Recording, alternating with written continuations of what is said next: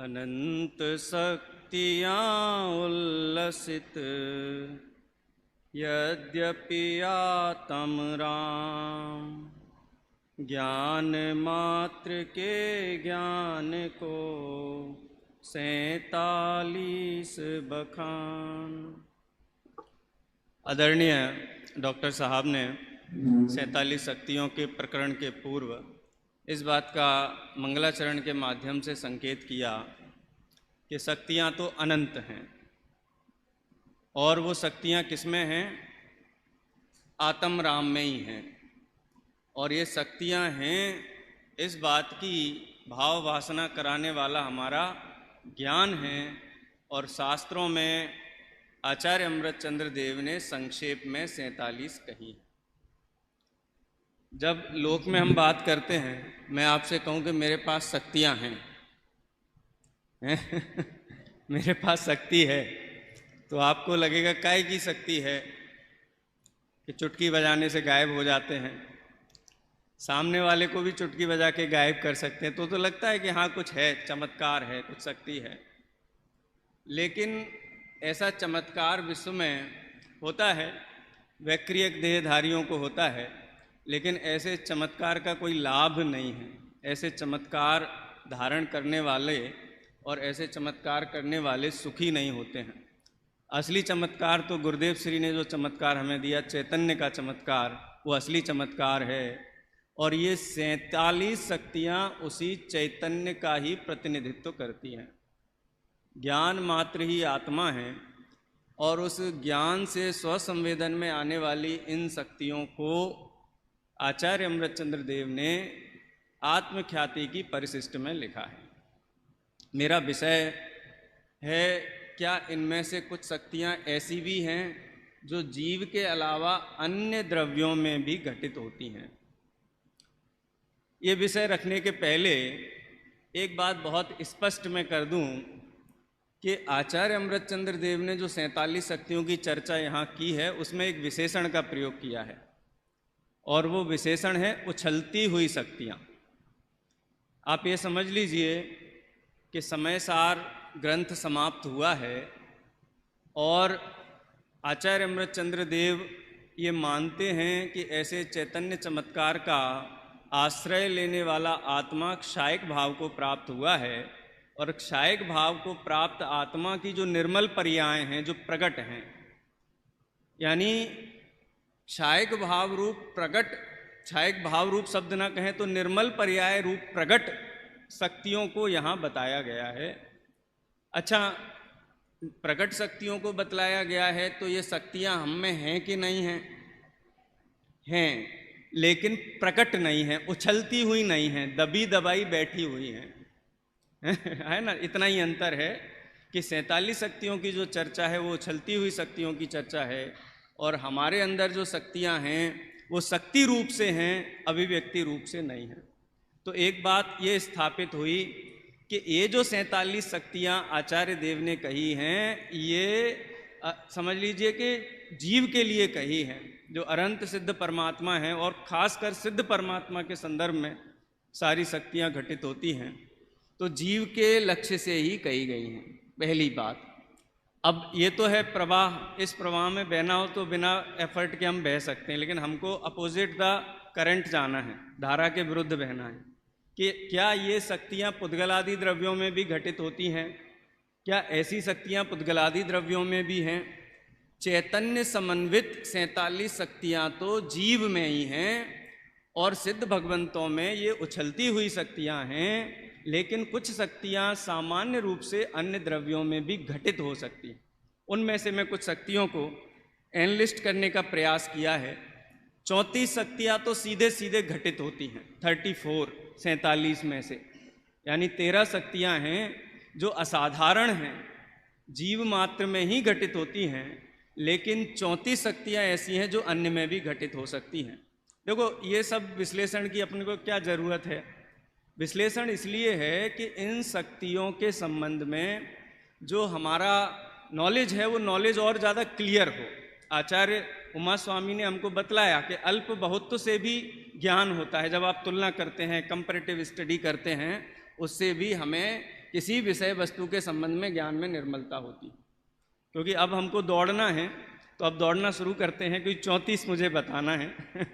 साथी वक्ता ने 12 बताई हैं, हमारे मनीष जी हैं वो षटकारक बताएंगे आपको और भाई साहब क्रमबद्ध पर्याय इन शक्तियों में घटित करेंगे। तो भाव संबंधी शक्तियां हैं, षटकारक संबंधी शक्तियां हैं, लेकिन हमें 34 शक्तियों का एक सामान्य अवलोकन करने का हम प्रयास करते हैं। वैसे तो जिन्होंने सुनी है, पढ़ी हैं, उनको इसकी भाव वासना होगी। मैं थोड़ी थोड़ी परिभाषा भी देता जाऊंगा। जहाँ जीवत्व है, तो जो चेतना प्राण है, चेतना प्राण से तो एक ही द्रव्य जीता है, चेतन, तो वो तो जीवत्व शक्ति तो घटित नहीं हो सकती अन्य द्रव्यों में, लेकिन कुछ शक्तियां हैं उसी चेतना के अनुक्रम में, दृश्य शक्ति हैं और आगे तक जाकर के सर्वदर्शित्व, सर्वज्ञत्व शक्ति हैं, ये घटित नहीं होती हैं। एक शक्ति है 7वें नंबर की, जिसको हम कहते हैं प्रभुत्व शक्ति। 2 शक्तियां हैं, प्रभुत्व शक्ति और विभुत्व शक्ति। ये बहुत सिंपल टर्म है। जैसे लोकतांत्रिक व्यवस्था में कोई देश है, हमारा भारत देश है, हम हमारे देश में क्या करते हैं, इस बात पे हम चाइना की कोई कमेंट बर्दाश्त नहीं करते। अमेरिका भी कोई कमेंट करे, जब ये कहा गया कि ट्रंप ने सीज फायर करवा दिया, तो ये बात किसी को पसंद नहीं आई, because we are sovereign country, हमारा प्रभुत्व है अपना। यानी जीव द्रव्य का जो भी परिणमन है, उसका कर्ता भोक्ता जो भी है, वो जीव खुद है। वहाँ पर किसी अन्य द्रव्य का हस्तक्षेप बर्दाश्त नहीं होता है। ये जीव के संबंध में ही अकेली बात नहीं है, ये प्रत्येक द्रव्य के संबंध में है। रिस्पेक्ट इज रेसिप्रोकल, पे रिस्पेक्ट एंड गेट रिस्पेक्ट। यदि आप प्रभु हैं स्वयं में, तो एक पुद्गल परमाणु भी कहेगा कि हम भी प्रभु हैं। I will not tolerate any interference in my territory. तो पुद्गल द्रव्य में भी प्रभुत्व घटित हो सकता है। धर्म, अधर्म, आकाश, काल, सभी द्रव्यों में अपना अपना प्रभुत्व है, अपनी स्वरूप सत्ता है। गुरुदेव श्री के प्रवचन में कई बार आता था, एक परमाणु बीजा परमाणु ने अड़तु नथी। अड़तु नथी माने हमारे चलते हुए किसी से टकरा जाए ना थोड़ा सा, तो हमको कैसा लगता है, वी फील डिसरिस्पेक्ट। तो परमाणु दूसरे परमाणु को अड़ता भी नहीं है, माने उसकी सॉवरेनिटी का, उसके प्रभुत्व का पूरी तरीके से क्या करता है, सम्मान करता है। तो ये प्रभुत्व शक्ति सभी द्रव्यों में सामान्य रूप से घटित हो सकती है। विभुत्व शक्ति क्या है कि भारत देश, इंडियन टेरिटरी के अंदर जहाँ चाहे वहाँ सेना डिप्लॉय कर सकता है, वहाँ अपने कानून लागू कर सकता है, उस टेरिटरी के अंदर तो उसका कानून चलेगा। ऐसे ही विभुत्व शक्ति के अंदर प्रत्येक द्रव्य की अपनी टेरिटरी है, स्वद्रव्य, स्वक्षेत्र, स्वकाल और स्वभाव। वो अंदर क्या करेगा, ये उसका किसी अन्य का हस्तक्षेप उसके अंदर स्वीकार नहीं करना, ये है प्रभुत्व शक्ति। और व्यापक पने से अपनी टेरिटरी में जो जिस रूप परिणमन करना है वो करना, उसका नाम विभुत्व शक्ति है। ये भी अन्य द्रव्यों में घटित हो सकता है। आगे एक शक्ति है जिसका नाम है अकार्य कारणत्व शक्ति। यानी अन्य द्रव्य मेरा कार्य नहीं है, अन्य द्रव्य मेरा कारण नहीं है, मैं अन्य द्रव्य का कार्य नहीं हूँ और ना मैं अन्य द्रव्य का कारण हूँ। ये अकार्य कारणत्व शक्ति है। ये भी सभी द्रव्यों में सामान्य रूप से घटित हो सकती है। पीछे लिस्ट चल रही है, ये आपके दृष्टिपात के लिए है। उसके बाद एक परिणामकत्व शक्ति की और चर्चा आती है। शब्द से ऐसा लगता है कि इसमें परिणमन संबंधी कोई बात है, लेकिन जब आचार्य अमृतचंद्र देव ने उसका अर्थ घटन किया तो वहाँ कहा कि आत्मा अन्य को जानता भी है और अन्य का ज्ञेय भी बनता है। कोई मुझे जानता है, इसमें अन्य का गौरव नहीं है, ये मेरी खुद की शक्ति है कि मैं किसी का ज्ञेय बनूं। और मैं किसी अन्य को जानता हूं, इसमें भी पर का कोई कंट्रीब्यूशन नहीं है, क्योंकि वो ज्ञान भी मेरा ही कार्य है। यहाँ पर काल द्रव्य में यदि हम प्रयास करें घटित करने का, काल द्रव्य स्वयं भी वर्तना लक्षण से परिणमनशील है और शेष 5 द्रव्यों के परिणमन में भी निमित्त होता है। तो वास्तव में काल द्रव्य स्वयं परिणमन, धर्म आदि द्रव्य हैं वो स्वयं परिणमनशील हैं, लेकिन काल द्रव्य स्वयं परिणमनशील होते हुए भी अन्य को परिणमाने में निमित्त होता है। इसको हम ऐसे देख सकते हैं कि अन्य द्रव्य स्वयं परिणमनशील है। इसको अगर हम 116 से 125वीं गाथा है जो समय सार की, उसके संदर्भ में देखें तो प्रत्येक द्रव्य स्वयं परिणामी हैं। काल द्रव्य भी स्वयं परिणामी हैं और शेष 5 द्रव्य भी स्वयं परिणामी हैं। वो उनकी खुद की प्रॉपर्टी है, उसमें किसी अन्य का हस्तक्षेप या सहयोग नहीं है। यदि हस्तक्षेप और सहयोग होगा तो एक द्रव्य को अन्य द्रव्य रूप परिणमित होना होगा। आदरणीय अध्यक्ष महोदय कई बार निमित्त उपादान के संदर्भ में कहते हैं, समय थोड़ा मैं लूँगा एक वक्ता बढ़ गया है ना, उन्होंने 5 मिनट का समय मांगा है तो थोड़ा मैं स्पीड में जाऊंगा, लेकिन ये बात मैं बता देता हूँ। परिणाम में परिणामकत्व के संबंध में भाई साहब कहते हैं कि यदि आपको घड़े का कर्ता बनना है तो घड़ा बनना पड़ेगा आपको खुद, यह परिणमति सहकर्ता। तो यहाँ परिणाम में परिणामकत्व में भी जानने वाला भी जीव स्वयं है और किसी के ज्ञान का विषय भी स्वयं की योग्यता से बनता है, किसी की कृपा से नहीं बनता है। इसको हम थोड़ा मैनिपुलेट करके घटित कर सकते हैं, लेकिन सीधा सीधा घटित नहीं होता है। अब सरल हैं, आपको खुद ही समझ में आती जाएंगी। त्यागोपादान शून्यत्व शक्ति। त्यागोपादान माने आत्मा कुछ ग्रहण करे अन्य से, इसके लिए हमारे पास स्पेस नहीं है, और अन्य को कुछ दे सके उसके लिए हमारे पास कुछ एक्स्ट्रा भी नहीं है। यानी इसमें कहें तो अन्यून और अनतिरिक्त है। आत्मा अन्यून, जगह ही नहीं हमारे पास में, उतनी भी जगह नहीं है। जब फारसी लोग आए थे ईरान से परेशान होकर के और नेहरू जी ने कह दिया था कि हमारे देश की पॉपुलेशन बहुत है, हम आपको अपने देश में प्रवेश नहीं करने देंगे, तो अब सीधे सीधे तो नहीं बोल सकते थे नेहरू जी, तो उन्होंने एक गिलास पानी का भर के भिजवाया उनको मैसेज के रूप में। गिलास पानी का भर के भिजवाया जो पर्सियन आए थे यहाँ पर। तो पर्सियन लोगों ने क्या किया कि उसमें शक्कर डाल दी और वापस भेज दिया। माने हम आपके साथ ऐसे रहेंगे कि आपको पता ही नहीं चलेगा कि हम आपके देश में रहते हैं। लेकिन द्रव्य के अंदर ये भी सामर्थ्य नहीं है, ये भी स्पेस नहीं है कि किसी द्रव्य को स्थान दे सके, क्योंकि ये अन्यून है, और किसी को कुछ दे सके इसके लिए एक्स्ट्रा भी कुछ नहीं है। ये भी अन्य द्रव्यों में घटित हो सकता है। एक एक परमाणु, धर्म, अधर्म, आकाश काल, वो भी उनके पास कोई स्पेस नहीं है किसी को कुछ देने के लिए, और न ग्रहण करने का स्पेस है। ये भी सभी वस्तुओं में ग्रहण हो सकता है। अगुरु लघुत्व, 60 स्थान पतित जो हानि वृद्धि है, 60 स्थान पतित जो गुण भाग हानि वृद्धि है, इसकी 12 भंग बनती है। मैं 12 भंग का नाम नहीं लूँगा, लेकिन प्रत्येक समय जीव परिणमन करता है, उसमें 12 भंगों रूप हानि और वृद्धि निरंतर होती है। और वो हानि वृद्धि प्रत्येक द्रव्य, जो भी परिणमनशील द्रव्य है, उनमें ये हानि वृद्धि घटित होती हैं, तो ये भी सामान्य है। उत्पाद व्यय ध्रुवत्व शक्ति, क्रमवृत्ति और अक्रमवृत्ति। ध्रुव एक साथ रहता है, ज्ञान, दर्शन, सुख, बल, ये सभी गुण ध्रुव रूप से आत्मा में सदा काल रहते हैं। इनकी अक्रम वृत्ति है, अक्रम माने एक साथ रहते हैं। और उत्पाद व्यय का जो होना है वो क्रम से होता है। तो क्रम वृत्ति अक्रम वृत्ति जीव में भी होती है और अन्य में भी होती है, तो ये घटित हो सकता है। उसके बाद परिणाम शक्ति। परिणाम शक्ति में क्या है वो उत्पाद व्यय द्रव्य वाली ही बात, लेकिन उत्पाद व्यय क्या होता है, नया नया बदलता रहता है, तो वो विसदृश है। और द्रव्य एक जैसा प्रवाह है, वो सदृश है। तो सदृश और विसदृश ये परस्पर कॉन्ट्रेरी लगने वाले काम परिणमन जीव में एक साथ होते रहते हैं, और ऐसा परिणमन पुद्गल, धर्म, अधर्म आदि में भी घटित होता है। इसलिए ये भी अन्य द्रव्यों में घटित हो सकते हैं। अमूर्त तत्व पार्शियली, आंशिक रूप से अन्य में घटित हो सकता है।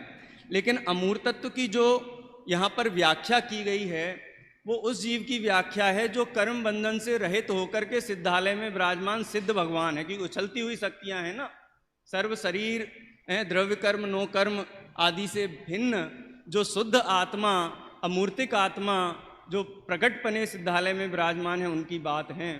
लेकिन अमूर्त पने से तो धर्म द्रव्य भी अमूर्त है, धर्म द्रव्य भी अमूर्त है, काल और आकाश द्रव्य भी अमूर्त हैं, तो आंशिक रूप से वहाँ भी ये शक्तियाँ घटित हो सकती हैं। उसके बाद अकर्तृत्व और अभोक्तृत्व, ये जीव के संबंध में है। यहाँ पर इस प्रकार से कहा गया है कि जो रागादि भाव के जो कारक हैं आत्मा उनसे रहित है, और क्षायक भाव वाला आत्मा, सिद्ध आत्मा, वो तो रहित हैं ही, साक्षात रहित हैं। सांसारी जीव भी अगर शक्ति रूप से देखा जाए तो रागादि करने रूप, परिणाम रूप उसका स्वभाव नहीं है। तो यहाँ पर अकर्तृत्व और अभोक्तृत्व स्पीड में कर देता हूँ। अभोक्तृत्व यानी आत्मा पर निमित्तक कारकों से होने वाले कार्य से रहित है, और आत्मा अपने स्वभाव रूप परिणमन, निर्मल दर्शन, ज्ञान, चारित्र रूप भावों सहित परिणमन होता है, पर रागादि भाव निमित्तक कारकों के कारण होने वाले कार्य का अनुभवन भी नहीं करता है, माने उनका भोग भी नहीं करता है, उनको भोगता भी नहीं है। ये अकर्तृत्व और अभोक्तृत्व हैं। इसमें ये कह सकते हैं कि एक द्रव्य अन्य के द्रव्य के कारकों से परिणमित नहीं होता है, और ना ही उन कारकों के कारण होने वाले कार्य का अनुभवन करता है, माने उसका भोक्ता होता है। ऐसा हम कह सकते हैं। दो जीव द्रव्यों में परस्पर घटित किया जा सकता है। इसके बाद निष्क्रियत्व शक्ति है, निष्कंप आत्म प्रदेश, जो सिद्ध भगवान के हैं। निष्कंप आत्म प्रदेश, निष्कंप आत्म प्रदेश क्यों हैं? क्योंकि सर्व कर्मों का अभाव हुआ है, इसलिए निष्कंप आत्म प्रदेश वाले हैं। यदि नाम बता देना, हाँ, निष्कंप आत्म प्रदेश की अपेक्षा अगर निष्कंप प्रदेश वाला देखा जाए तो अन्य द्रव्यों में भी घटित होता है।